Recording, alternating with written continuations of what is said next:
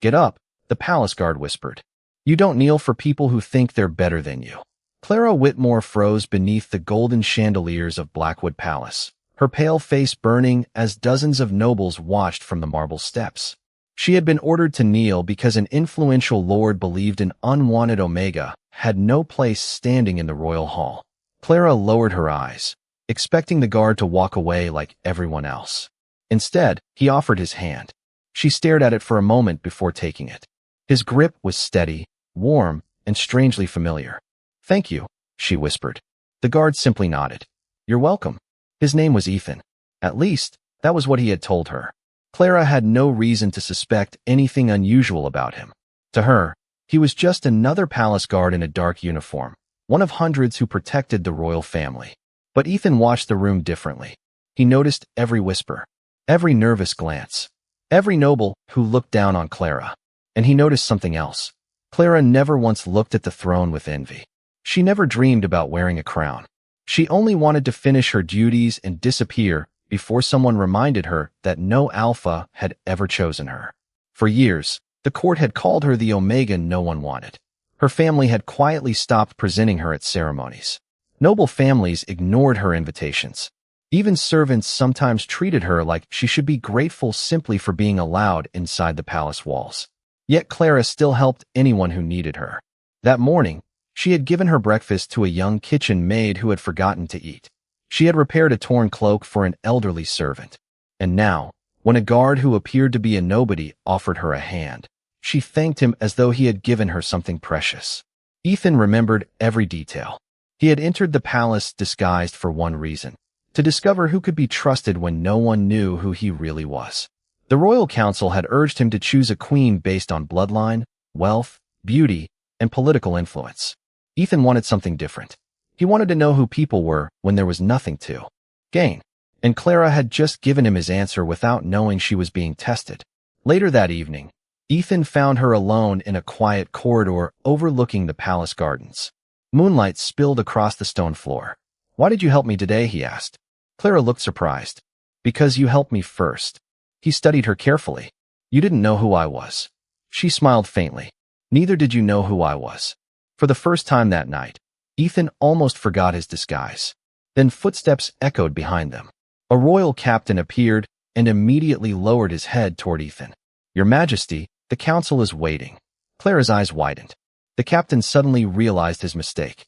Ethan slowly turned toward Clara, and in that single silent moment, she understood that the palace guard standing before her was not a guard at all. Clara could not move.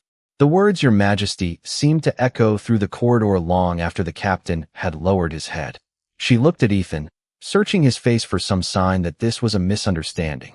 But the quiet palace guard she had trusted that morning was gone. In his place stood the man every wolf in the kingdom feared to disappoint. The Alpha King, Ethan Blackwood. Clara instinctively stepped backward. I am sorry, Your Majesty. Ethan watched the distance grow between them. Do not apologize. His voice was softer than she expected. You did nothing wrong. Clara lowered her eyes. She remembered every moment they had shared that day. The conversation in the corridor, the hand he had offered her, the way she had spoken to him without fear because she believed he was simply a guard. Now every word felt dangerous. Why did you hide it? She asked. Ethan glanced toward the moonlit gardens. Because everyone treats a king differently. He paused. I needed to know who would treat me like a person. Clara looked at him again. And you chose me for that. I noticed you long before you noticed me. The answer made her heart beat faster, not with romance, but with uncertainty. She had spent years trying to remain invisible. Somehow, the one person she never expected to notice her had been watching all along. The captain cleared his throat.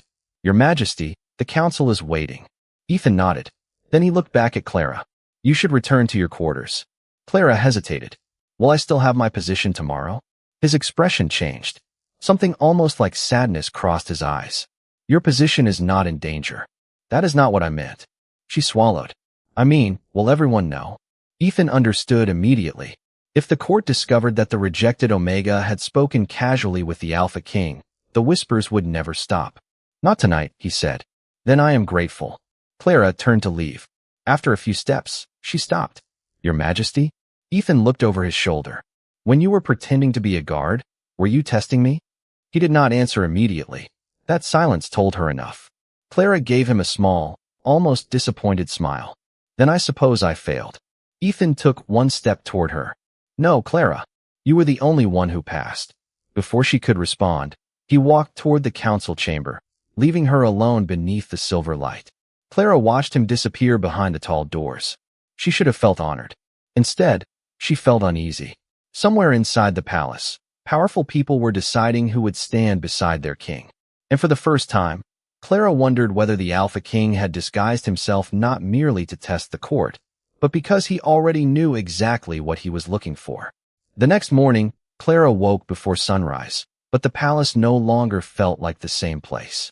Every hallway seemed to carry a secret. Every passing guard reminded her of Ethan, the man who had stood beside her only hours earlier while hiding the crown beneath his uniform. She tried to convince herself that nothing had changed. She was still Clara Whitmore, an Omega with no title, no influential family, and no place among the powerful families of Blackwood Palace. Yet when she entered the eastern corridor, two servants immediately stepped aside and bowed. Clara stopped. Please, you do not have to do that. They exchanged nervous looks. Word had already begun to spread. The king had spoken privately with the unwanted Omega. That alone was enough to change how people looked at her. Clara wished it had not.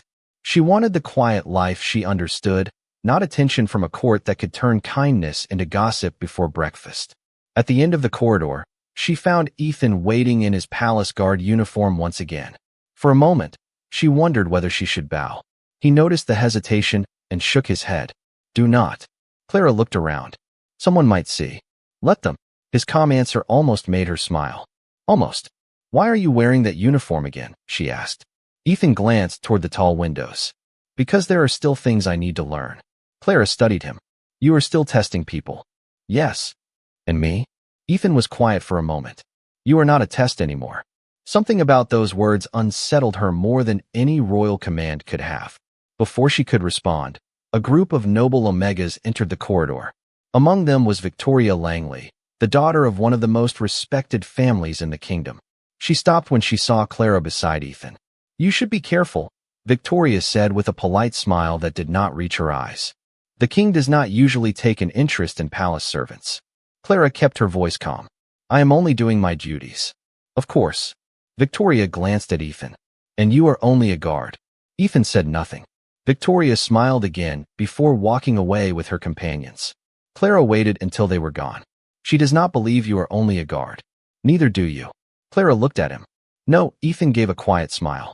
Then a bell rang from the central tower. The sound traveled through the palace, deep and clear. Everyone in the corridor stopped. A royal announcement was about to begin. The Queen's selection ceremony had been moved forward. Clara felt her stomach tighten. She had assumed she would remain in the background, far from the royal family and the candidates who had been preparing for months. But when the announcement was read, one sentence made the entire corridor fall silent. By order of the Alpha King, every eligible Omega currently serving within the palace shall attend tonight's ceremony. Clara stared at the floor. She was eligible. That meant her name would be called. Ethan watched her carefully. She turned toward him. Did you know about this? He did not answer. His silence was enough. For the first time, Clara wondered if becoming visible was exactly what he had planned. You were never supposed to be here, Victoria whispered. Clara heard the words clearly as she stood at the entrance of the grand ballroom, surrounded by dozens of Omega candidates dressed in silk and satin. Tonight, every eligible Omega in Blackwood Palace had been summoned for the Queen's selection ceremony. Clara had never felt less prepared. Her simple blue dress was modest, her hair was pinned neatly behind her shoulders, and there was no family crest at her throat, no jewels at her wrists, nothing that announced importance. She had almost turned around when Ethan appeared beside the doorway in his palace guard uniform.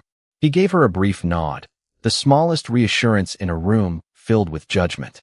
Clara stepped inside. The ballroom glittered beneath hundreds of crystal lights. Music drifted through the air, and nobles gathered beneath banners bearing the royal wolf crest. At the far end stood the empty throne. Ethan remained near the wall with the other guards, his posture calm, his eyes following Clara without making it obvious. One by one, the candidates were presented. Victoria walked forward first, confident and graceful, while members of her family watched proudly from the front row. Another Omega followed, then another. Each received polite attention from the council. Clara waited until nearly everyone had been called. Then the herald looked down at his list. Clara Whitmore. A quiet ripple moved through the ballroom. Clara stepped forward. Someone whispered, "The servant." Another voice answered, "They actually included her?" She kept walking. Her heartbeat grew louder with every step, but she refused to lower her head. When she reached the center of the room, the great doors suddenly opened. The music stopped. Every wolf turned. Ethan remained perfectly still among the guards, but Clara noticed something change in his expression. The Alpha King entered wearing a deep black coat, embroidered with silver thread. The entire ballroom bowed. Clara bowed too, though her hands trembled slightly. She did not dare look directly at him, yet she could feel his attention settle on her. The king walked slowly toward the throne. Then he stopped. "Raise your head." Clara looked up. Their eyes met. For one breath, the entire room seemed to disappear. Ethan stood only a few yards away, watching from behind the line of guards. The king looked at Clara as though he had known her for years. "What is your name?" the Alpha King asked. "Clara Whitmore, Your Majesty." A council member stepped forward. "Your Majesty, she has no notable family connection and has never been selected by an alpha." The room grew quiet. Clara felt the familiar sting of those words, but she remained standing. The king did not look at the council member. He looked only at her. "And yet she stands." His voice was calm. "That is enough for tonight." Clara glanced toward the guards. Ethan was watching her. Then the king made an unexpected request. "Bring me the palace guard who stood beside Miss Whitmore yesterday." Clara's breath caught. Ethan slowly stepped away from the wall. The ballroom watched him approach. And for the first time, Clara realized that the secret between them was about to become impossible to hide. "Your Majesty, the guard is here." The herald's voice carried across the silent ballroom. Ethan stepped forward, each measured step drawing every eye toward him. Clara could hardly breathe. She had known this moment was coming, yet seeing him walk beneath the royal banners made the truth feel impossible. The man who had shared a quiet conversation with her in the garden was now standing before the throne. The Alpha King studied him for a long moment. "Come closer." Ethan obeyed. The court waited. Victoria looked from the king to the guard, her expression slowly changing. Clara noticed it too. Something about Ethan no longer looked ordinary. He stood with the calm confidence of someone who belonged in the room, not someone who merely protected it. The king turned toward the council. "Tell me what you know about this guard." The captain stepped forward. "His name is Ethan." "Blackwood, Your Majesty." Clara's heart stopped. Blackwood, the royal family name. A murmur moved through the ballroom. The captain continued, suddenly uncertain. "He arrived several weeks ago under sealed orders. I was instructed not to question his assignment." Clara looked at Ethan. "You told me your name was Ethan." He nodded. "I did, but you never told me your last name." His eyes softened. "You never asked." For some reason, that answer made Clara smile despite the tension around her. The council was not amused. One elder stepped forward. "Your Majesty, this is highly unusual. Why would a palace guard be present during a queen selection ceremony?" The king looked toward Ethan. "That is a question you should ask him." Silence settled over the room. Ethan removed the simple silver insignia from his uniform and placed it on the table beside the throne. Then he reached for the clasp at his collar. Clara recognized the gesture. She had seen that same movement the previous night, when he had first revealed the truth to her. The guards around him lowered their heads. The captain stepped aside. Ethan looked directly at Clara. "You asked me who I was." His voice carried across the entire ballroom. "Now you deserve the answer." He removed the final piece of his disguise. Beneath the plain uniform was the royal crest, the unmistakable symbol of the Alpha King. A collective gasp swept through the court.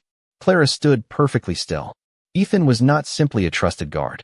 He was the ruler of the entire kingdom.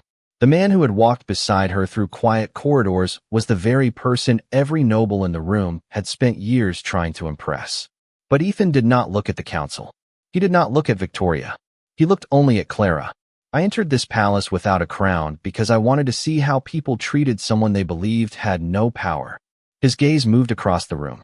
"I saw people who bowed to status and ignored kindness. I saw people who measured worth by family names." Then his eyes returned to Clara. "And I met someone who never asked what I could give her." Clara felt tears gather in her eyes, but she refused to look away. Ethan stepped closer. You treated me as a man before you ever knew I was a king. The room remained silent. Then the Alpha King extended his hand toward her. Clara Whitmore, come stand beside me. And this time, she understood. He was no longer testing her. He was choosing her. I cannot stand beside you, Clara whispered. I do not belong there. Ethan looked at her across the silent ballroom, his hand still extended. That is exactly why I asked you to. Clara stared at his hand. A few minutes earlier, she had been the Omega no one expected to notice. Now every noble in Blackwood Palace was watching her decide whether to step toward the throne. She slowly placed her hand in his. The room seemed to hold its breath. Ethan guided her forward, but he did not pull her into his shadow. He walked beside her. That small difference mattered. Clara felt every eye following them as they crossed the polished marble floor. When they reached the center of the ballroom, Ethan turned toward the council. You wanted a queen chosen according to tradition. Elder Marcus cleared his throat. Yes, your majesty. Then let tradition speak. The elder looked toward Clara with visible uncertainty. She has no noble lineage. Correct. Her family has no political influence. Correct. She has never been chosen by an alpha. Ethan's expression remained calm. Also correct. A few whispers rose from the crowd. Clara felt the old shame returning, the same feeling she had carried for years. She almost lowered her head. Ethan noticed. Look at me, he said quietly. She did. Do not let them make you smaller. The words settled something inside her. Clara took a slow breath and faced the court again. Then Victoria stepped forward. Your Majesty, with respect, perhaps you should reconsider. Ethan looked at her. Why? Victoria hesitated. Because the Queen should represent the strength of the kingdom. Clara expected Ethan to answer immediately, but he remained silent. Instead, he looked at Clara. What do you believe makes someone worthy of a crown? Clara was caught off guard. She glanced around the room. Every answer seemed dangerous. Finally, she said, I do not think a crown makes someone worthy. The ballroom grew quieter. Then what does? Ethan asked. Clara looked toward the servants standing along the walls, then toward the young kitchen maid she had helped that morning. How you treat people who cannot give you anything in return. Ethan's eyes softened. That is my answer too.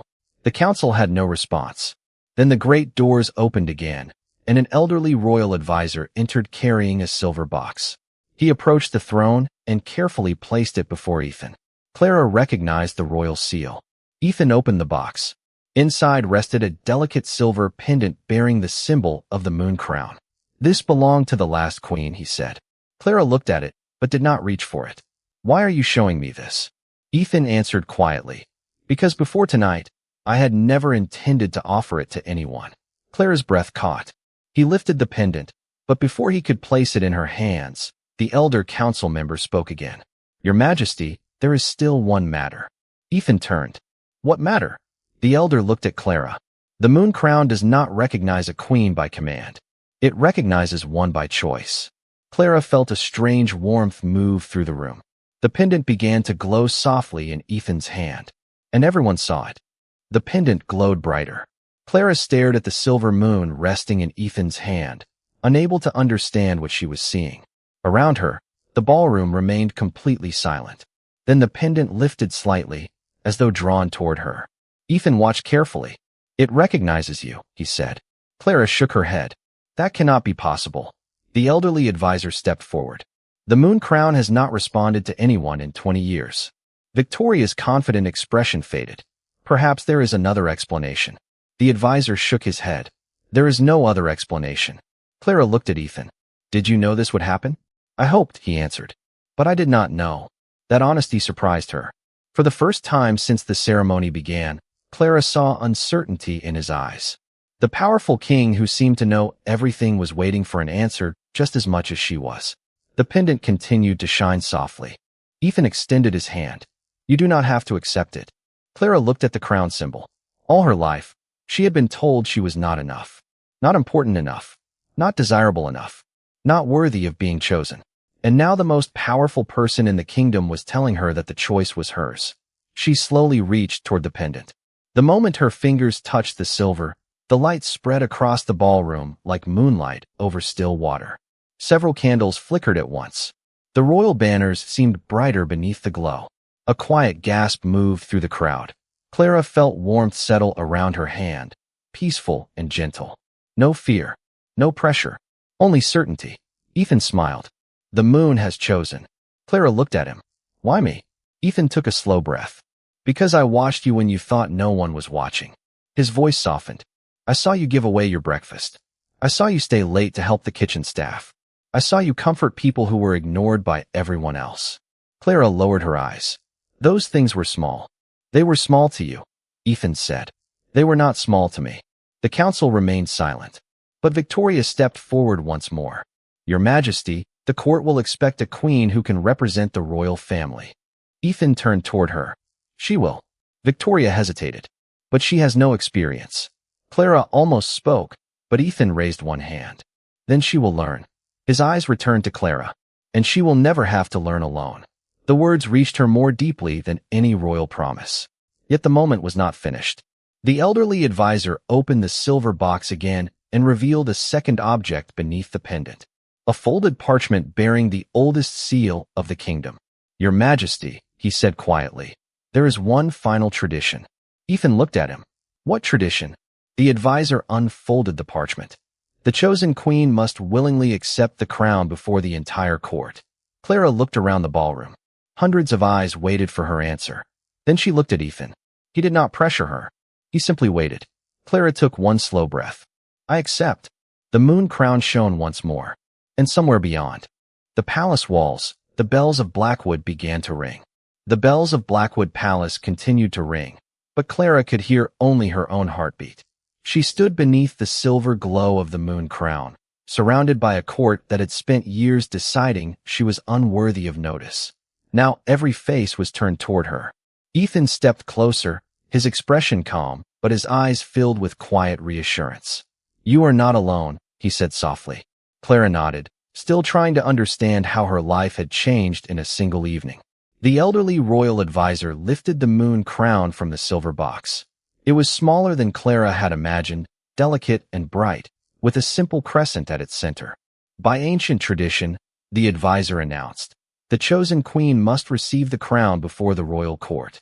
He turned toward Ethan. Your Majesty, do you confirm your choice? Ethan did not hesitate. I do. The advisor then looked at Clara. And do you accept the honor? Clara looked across the ballroom. She saw Victoria standing among the noble candidates, her confidence gone. She saw servants watching with tears in their eyes. She saw the kitchen maid Clara had helped that morning smiling proudly from the back of the room. Then she looked at Ethan. I accept. The advisor carefully placed the crown upon her head. The moon crown shimmered once, and a soft light spread across the ballroom. The court fell completely silent. Ethan reached for Clara's hand. You were never meant to disappear, he whispered. You were simply waiting for someone to see you. Clara felt tears in her eyes. She had heard cruel words for so long that kindness sometimes frightened her more than rejection. Yet Ethan had never asked her to become someone else.